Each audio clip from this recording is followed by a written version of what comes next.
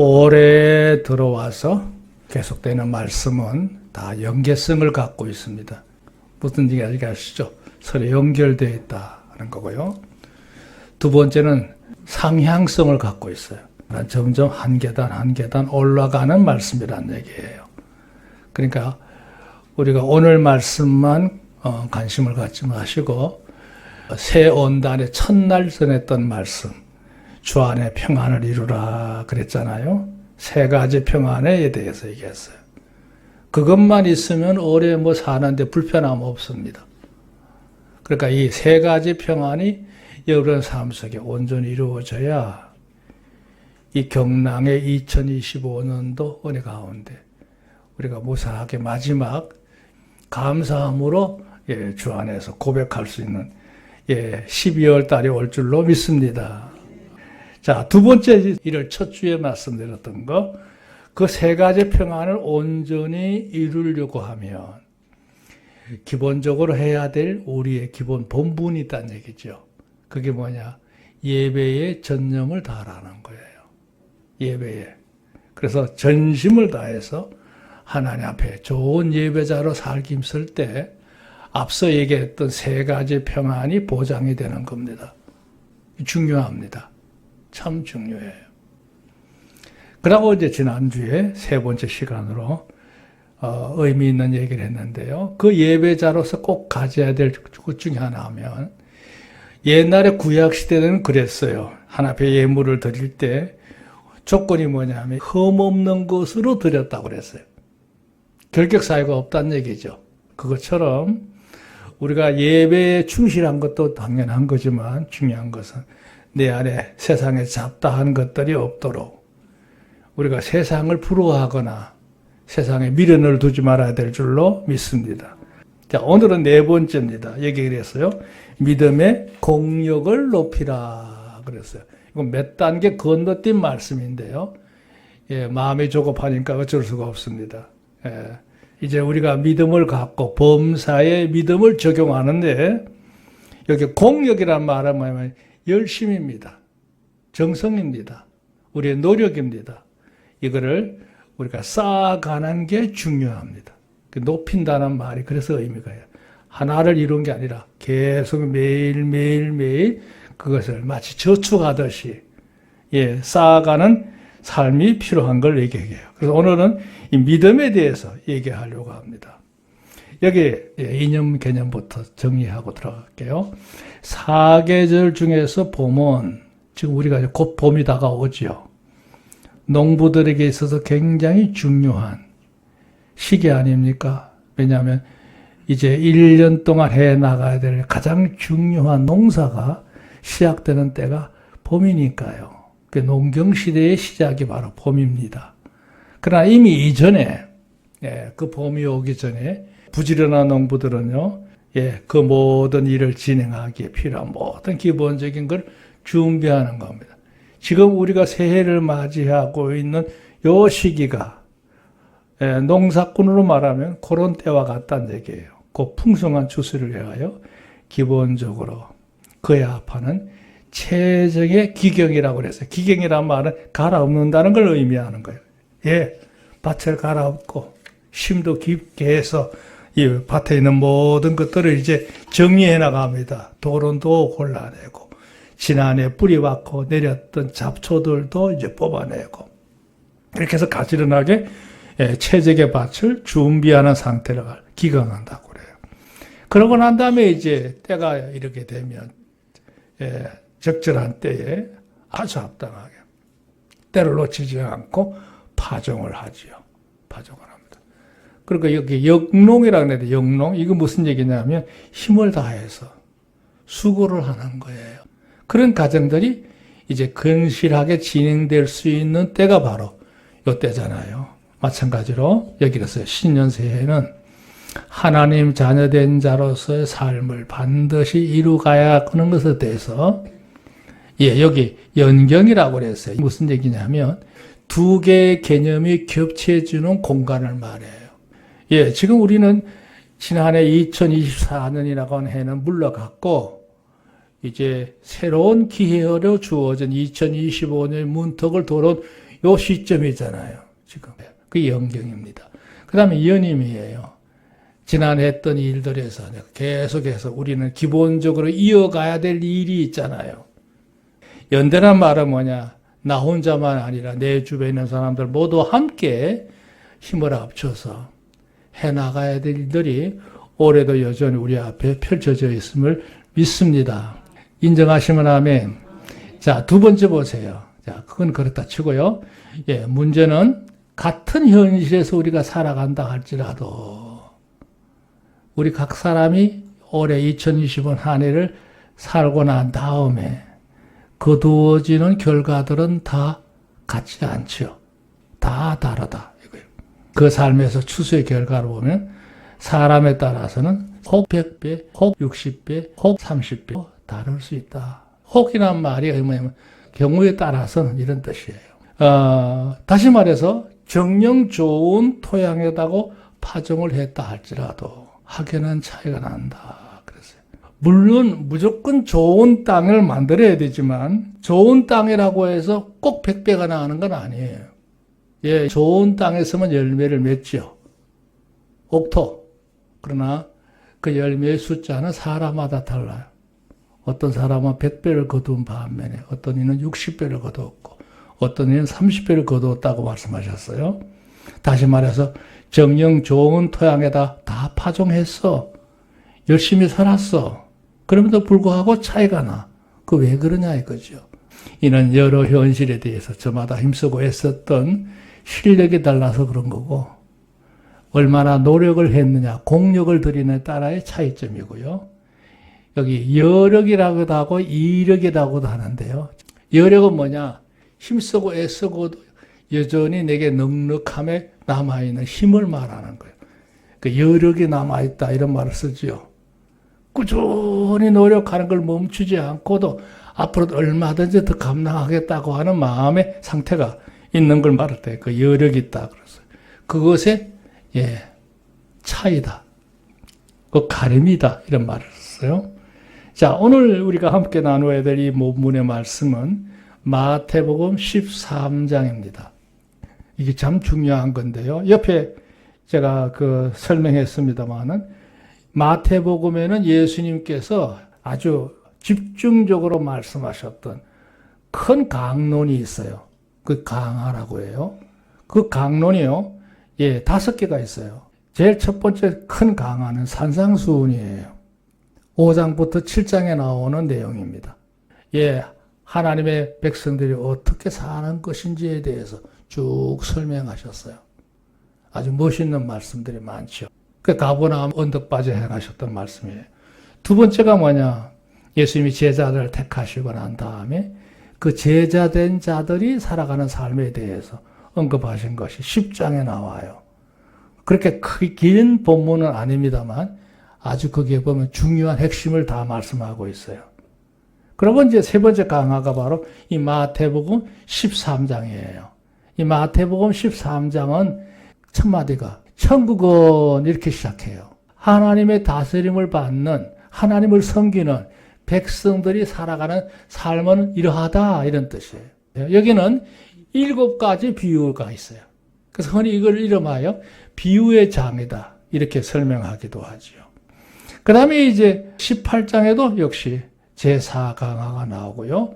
그 다음에 이제 예수님이 십자가 달리시기 전 바로 그 주간이죠. 감난산에서 마지막으로 예루살렘과 세상 종말에 일어날 때 일어날 현상들을 얘기하면서 그를 대비하는 지혜로운 성도의 삶에 대해서 언급하고 있는 것을 볼 수가 있어요. 오늘 그 중에 제3대 강화를 우리가 보려고 합니다. 보세요. 여기 그랬죠? 마태복음에는 예수님께 집중적으로 행하셨던 5대 강화가 있는데 13장의 경우에는 비유의 장으로서 천국 곧 하나님의 다스림을 받는 백성들이 세상에서의 삶에서 의로움과 그 영광을 주제로 해서 7개 비유가 있다는 얘기죠. 그 중에 제일 먼저 행하셨던 비유가 바로 방금 우리가 조금 전에 읽었던 씨 뿌림의 비유예요. 씨 뿌리는 자가 아니고 씨 뿌림을 받은 밭의 상태를 얘기하는 거죠. 예, 거기에 대해서 오늘 보려고 합니다. 자, 여기 1번 한번 보세요. 예, 다 아는 얘기니까 제가 구체적인 건 다 하지 않겠어요. 여기 1번 불미의 토양이에요. 불미하다는 말은 부족한 거, 문제가 많은 거, 안타까운 상태의 밭의 상태를 얘기하는 거예요. 이게 이제 우리의 실제 생활에서 이런 모습으로 나타납니다. 그걸 주님이 아주 정확하게 말씀을 하셨다는 사실이 중요해요. 여기 1번 보세요. 농부가 파종을 할 때에 씨를 뿌릴 거 아니에요, 이제. 한 줌 씨를 잡고, 뿌려요. 옛날엔 주로 뿌리는 방식이 벌뿌림이라고 해가지고 손에 잡고 밭고랑을 따라서 이렇게 뿌려가는 방식이에요. 요즘은 기계로 하더라고요. 기계로 이제 가면서 자동으로 기계가 씨앗을 이렇게 콕콕콕 찍어가면서 파종하는 걸 봤어요. 또 요즘은 이제 또 페트병에다가 씨앗을 넣어가지고 그 병을 흔들어 가면서 이렇게 심는 걸 봤는데, 어쨌든 간에 옛날에 그 벌뿌림 할 때 보면요, 밭을 갈아 놓고 그냥 뿌려요, 그냥 이렇게. 그러면 이제 씨앗이 여기저기 떨어지는데 그 얘기죠. 그 떨어진 상태가 4가지로 우선 나누었다는 걸 의미가 있어요. 4가지. 그 첫 번째 하나 떨어진 게 바로 길가밭입니다. 이거는 행길이 아니고 밭에 일을 하다 보면 사람이 다니기 위해서 늘 고정적으로 다니는 길이 있어요. 그거는 곡식을 짓는 데가 아니고 곡식을 보살피게 다니는 밭길이야. 그에게 씨앗이 떨어졌단 말이야. 떨어졌어.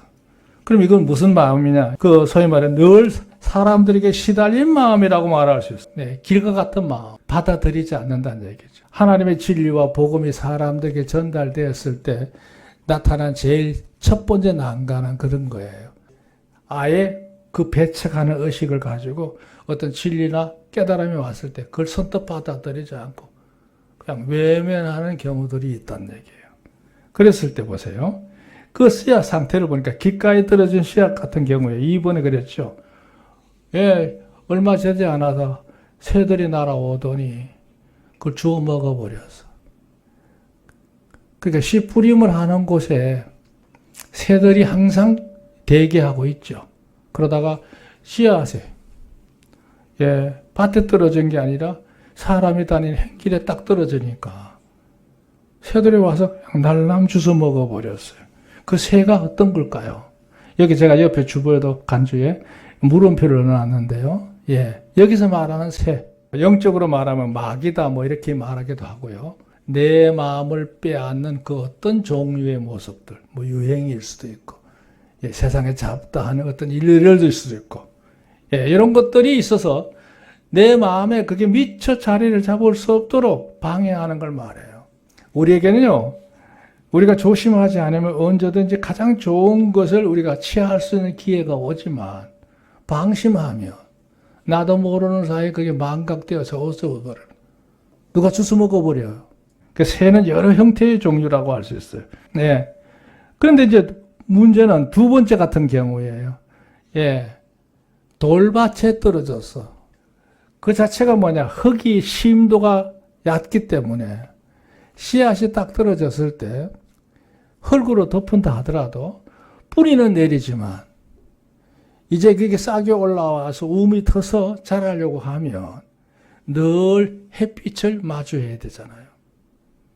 그 뜨거운 햇살에 이 곡식이 살아남아야 되는데 그럴 수가 없어.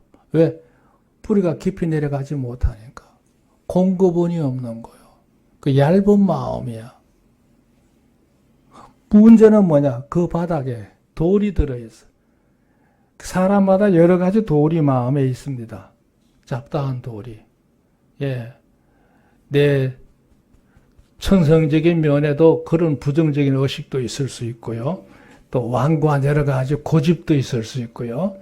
또 나 이주로 생각하는 여러 가지 이기적인 의식들도 다 돌이에요. 이 돌이 마음에 있다 보면 진리가 그 속에 들어가도 쉽게 받아들여지지를 않아요. 제가 목회를 해봐도 그런 것 같아요. 말씀을 아무리 잘 전한다고 할지라도 물론 제가 전하는 능력에 문제가 있긴 하겠지만 문제는 뭐냐? 그것을 받아들이는 마음가짐이 돌이 있어버리면 돌과 같이 그 마음이 딱 버티고 있으면요, 이게 들어가 자리를 잡을 수가 없어요. 그래서 말씀을 계속 반복해서 계속 전하는 이유 중에 하나가 그거예요.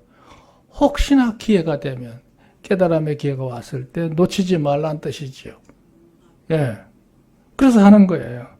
그러니까 이 돌밭에 떨어진 것들은 뜨거운 햇발을 못 견뎌요. 그러니까 자기가 살다가 이런저런 어려운 일이 오면 금방, 믿음 들어 사는 모든 것들을 포기하는 경우들이 다 돌밭 같은 마음이에요. 자, 세 번째 유형이 있는데요. 토양의 깊이는 좋아. 밭의 상태도 굉장히 좋은데 문제는 지난해에 뿌리 내렸던 잡초가 그대로 남아있어. 여기는 가시덤불이라고 했는데요. 농사를 방해하는 각가지의 여러 가지 많은 것들이 있을 수 있잖아요. 그것들은 저절로 날아오기도 하고, 새들이 지나가면서 그 배설물을 따라서 그 씨앗이 들어서 자라기도 해요. 어쨌든 간에 지난해 부지런히 살지 못하면 그 잡초들이 그냥 남아가지고 올해 밭을 갈았지만 함께 뒤범벅이 돼 있단 말이죠. 그러니까 귀찮더라도 농부는 씨앗을 뿌리기 전에 그걸 다 골라내야 되는데, 잡초가 있으면 다 제거를 해야 되는데, 그러고 나서 씨앗을 그냥 내버려 두고 뿌린 거예요. 뭐 제초제 한 번 더 치면 되겠지, 이런 아니라 생각할 수도 있고요. 그랬더니 어떤 일이 벌어지느냐, 곡식이 잘 뿌리가 내려서 자라기는 해. 그런데 이제 이게 이삭이 올라올 때쯤 되면까 잡초가 더 얼마나 성장 속도가 빠른지 늦게 시작해가지고 더 빨리 커버린 거예요. 항상 그렇습니다, 잡초는. 그 곡식이 항상 자랄 때는 잡초가 그렇게 신경 쓰이지 않아요. 근데 곡식이 이삭을 이렇게 열매를 낼 때쯤 되면 이미 잡초는 이만큼 더 커 있어. 항상 그렇더라고요. 애당시 처음부터 보였으면 아마 곤란했을 거예요. 근데 농부가 등한히 사이에 이건 더 커가지고 기존에 있는 곡식의 열매를 더 맺지 못하도록 방해를 해요. 영양분 다 뽑아먹고 말이죠. 그때는 들어가서 뽑아내려고 해도 힘들어요. 왜 그러냐? 곡식을 다쳐. 그런 경우가 많아요. 그 얘기를 하는 겁니다. 그 여기 잡초는 뭐냐? 세상에 우리 마음속에 지난주에 얘기했던 그 말씀과 일맥상통하는데요. 우리 마음에 잡다한 여러 가지 모든 마음들, 이게 다 잡초입니다. 많은 상념들, 염려들, 욕심들, 세상의 세속적인 여러 가지 세속적인 의식들, 다 이게 잡초거든요. 오늘 주님은 그러셨어요. 이 잡초를 뭐라고 하느냐? 그래서 가시떨기에 뿌렸다는 것은 말씀을 들었지만 세상의 잡다한 염려와 재리의 유혹에 말씀이 막혀서 결실치 못하는 자요. 그랬어요. 그러니까 우리가요, 하나님을 섬길 때 이런저런 불만이나 염려나 여러 가지 욕구의 유혹이나 이런 것들이 우리 마음에 자라지 않도록 우리 마음 관리 늘 매일같이 해야 될 줄로 믿습니다. 그거 없으면 인생 뭐 재밌게 살 수 있어? 아닙니다. 그거 있으면 우리 인생 다 낭비예요. 시간도 낭비하고 세월을 낭비하는 거죠. 실컷 살았는데 돌아보면 다 헛된 일만 한 거예요. 세월 다 낭비하고 돈도 낭비하고 건강도 뺏기고 그게 나중에 나중에 보면요, 허무한 것밖에 없어요. 이게 불미스러운 것들의 문제죠. 자, 그러니까 우리가 해야 될 일이 뭐냐? 여기 2번에 그랬어요. 옥토를 제대로 준비를 해야 된다는 거예요. 제대로. 옥토를 제대로 준비해야만이 이제 우리 생활 속에서요, 올해도 하나님께서 주시고자 하는 바 은혜를 누리는 한 해가 될 줄로 믿습니다. 그러니까 우리 자신 늘 매일같이 돌아보면서 하나님이 주시는 것만 받기를 힘쓰시기 바랍니다. 1번, 부지런하고 지혜로운 농부는 파종을 하기 전에 그의 농사를 위하여 경작지를 기근하죠. 갈아엎는다는 얘기예요. 그리고 만반의 채비를 서두릅니다. 다 준비하죠. 그러니까 지난해 경작지를 다시 다 갈아엎고 잡초와 불순한 것들을 다 제거한 후에 파종하기 가장 좋은 상태로 딱 준비해놔요. 이게 이제 1차 기본이에요. 2번. 원천적으로 세상의 모든 땅들은, 그 상태에 따라서 다소 차이는 있을 수 있지만, 적절하게 관리만 한다고 하면, 모든 땅에서 곡식이 다 재배가 됩니다. 사막 땅에도 가능하다고 그래요. 그래서 지금 사우디아라비아 이런 지에 가면 농사 짓는 곳이 있대요. 벼농사를 짓는답니다. 사막에서. 가능하다는 얘기예요. 문제는 그러기에 사람에 의해서나 여러 환경의 시달림으로 인해서 우리가 마음이 완고해질 수도 있고 여러 가지 잡다한 마음으로 탐욕으로 가득 찰 수도 있지만 내 마음 상태를 잘 갈아엎고 잡초를 제거하면 올해 하나님께서 2025년 한 해를 통해서 이루시고자 하는 귀한 추수를 여러분이 누리는 주인공이 될 줄로 믿습니다. 아멘. 자, 3번 볼까요? 오늘날 우리들이 살아가는 세상은 문명적으로는 그렇죠. 더없이 많은 걸 갖추고 있는 시대에 살고 있어요. 하지만 거기에 살고 있는 우리 자신을 보면 이게 우리가 고쳐야 될 문제인데 하나님 중심이 아니고 너무 인본주의 의식으로 자기 중심으로 현실 중심으로 살아가는 의식을 가질 수 있어요. 이런 것들 나도 모르는 사이에 자리를 잡습니다. 그런 가치관이 내 의식을 지배하는 경우가 있어요. 그러면 올해 농사 영적으로 거둘 거 하나도 없습니다. 없어. 따라서 반드시 우리가 올해 관점을 가져야 될 거는 거예요. 하나님 중심으로 신앙적으로 분명히 영적으로 서시길 바라고 진리를 따라서 복음을 따라서 흔들림 없이 소망 가운데 살아가는 성도가 되시기를 주의 이름으로 권면합니다. 이거밖에 없어요. 그게 없어요. 자, 세 번째가 중요하죠. 그렇게 했음에도 불구하고 가을이 되어 오니까 어떤 사람은 100배 원했던 바 다 이루었다는 얘기예요. 어떤 사람은 절반 정도, 반반. 어떤 사람은 기대에 미치지 못하는 양으로 30을 거두었단 말이에요. 그런 왜 차이가 나느냐니까 차이가 나느냐. 그래서 내가 오늘 제목이 그 믿음의 공력을 쌓아야 된다는 거예요.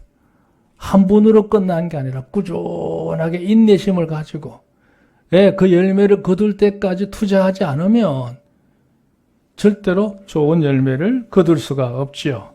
1번 볼까요? 좋은 토양에 떨어진 씨앗은 잘 자라서 결심단을 만든 데는 공통점이 있어요. 일단 좋은 땅에 떨어지면 얼마가 됐든 간에 열매를 맺는다는 얘기예요. 얼마나 됐든 간에.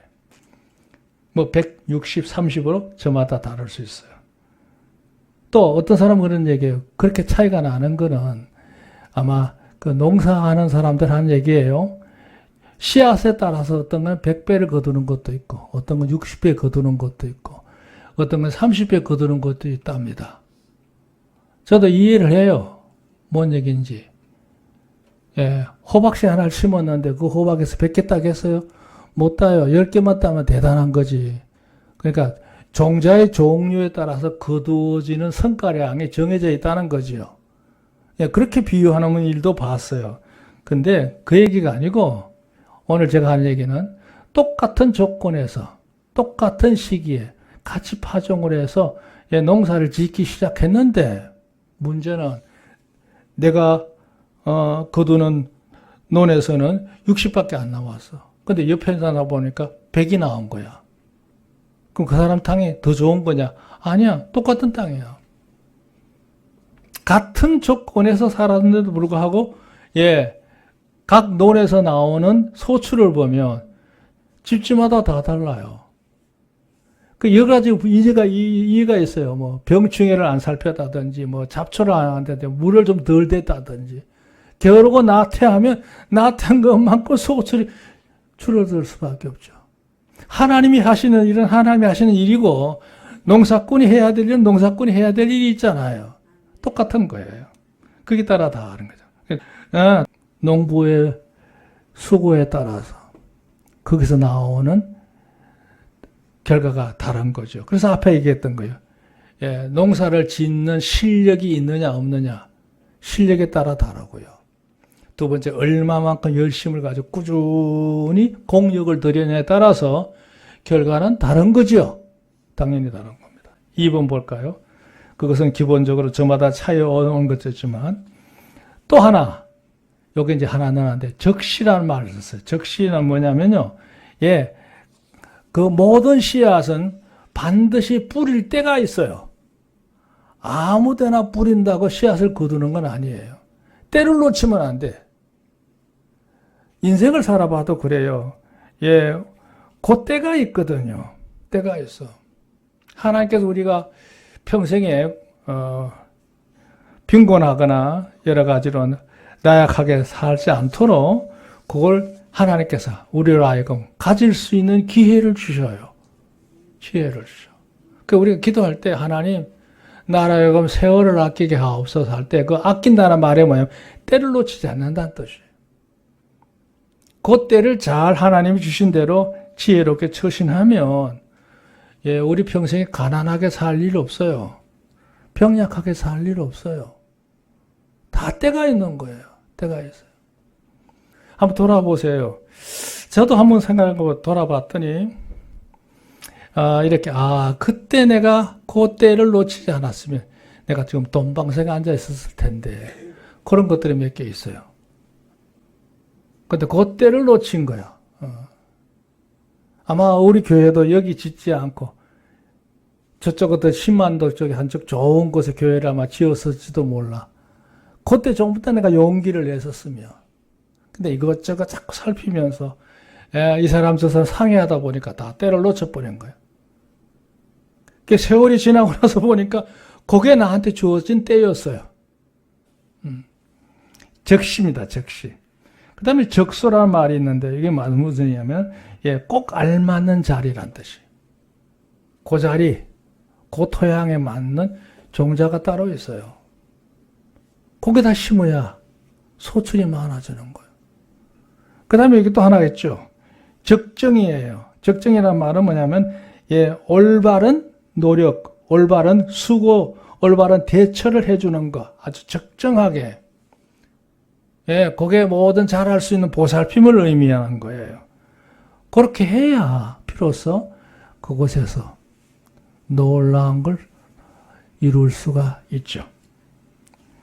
여기에서 그 자신의 습성에 임의로는 의존함이 아니라 자기 생각대로 사는 게 아니고 하나님이 정해놓은 일정한 원칙을 따라서 우리의 수고를 함에 따라서 오래 농사도 거두는 거예요. 그러니까 여러분 생각대로 살지 말고 하나 앞에 부지런히 상의하면서 하나님 인도함을 구하면서 하나님의 함께 하신 능력을 따라서 부지런히 살아가시기를 지금 축원합니다.